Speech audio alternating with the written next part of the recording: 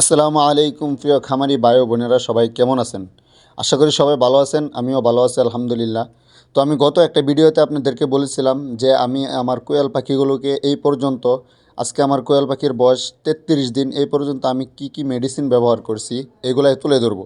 মূলত আমার যে কোয়েল পাখিগুলো আপনারা এখন ভিডিওতে দেখতে পাচ্ছেন আলহামদুলিল্লাহ অনেকটাই সুস্থ আছে। আমার খামারে কোনো রোগ ফেরা আসে নাই আলহামদুলিল্লাহ আলহামদুলিল্লাহ।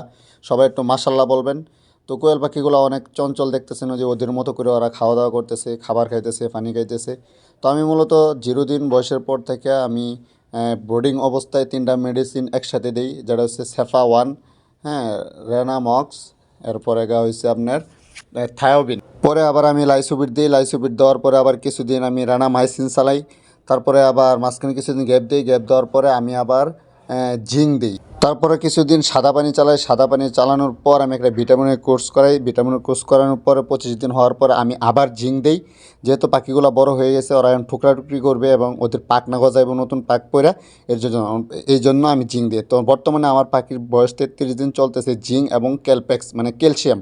তো ডিমে আসার আগ পর্যন্ত আপনারা কেউ সেল দিবেন না, ডিমে আসার পরে সেল দিবেন। যেহেতু পাখিগুলো ডিম পেড়ে আসলে তারপর কিন্তু পাখিগুলো প্রথমে ডিম পাড়তে কষ্ট হয়, এই জন্য সেলটা আপনারা দিবেন না। সেলটা পরে দেওয়া আমি সাজেস্ট করি।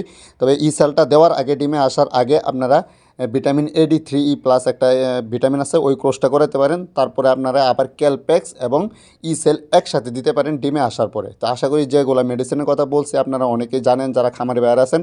কেউ যদি না থাকেন কমেন্ট করবেন আমার কাছে, আমাকে বলবেন, আমি ওই টপিক নিয়ে ভিডিও বানাবো, আপনাদেরকে জানানোর চেষ্টা করবো। ইনশাল্লাহ আলহামদুলিল্লাহ এই মেডিসিনগুলো দিয়ে আমার পাখিগুলো অনেকটাই সুস্থ আছে, এখনও কোনো রোগ পেরা আসে নাই। তো আজকের ভিডিওটা এই পর্যন্তই। কারো কিছু জানা থাকলে কমেন্ট করবেন। সবাই ভালো থাকবেন, সুস্থ থাকবেন। অন্য এক ভিডিওতে দেখা হবে। আসসালামু আলাইকুম।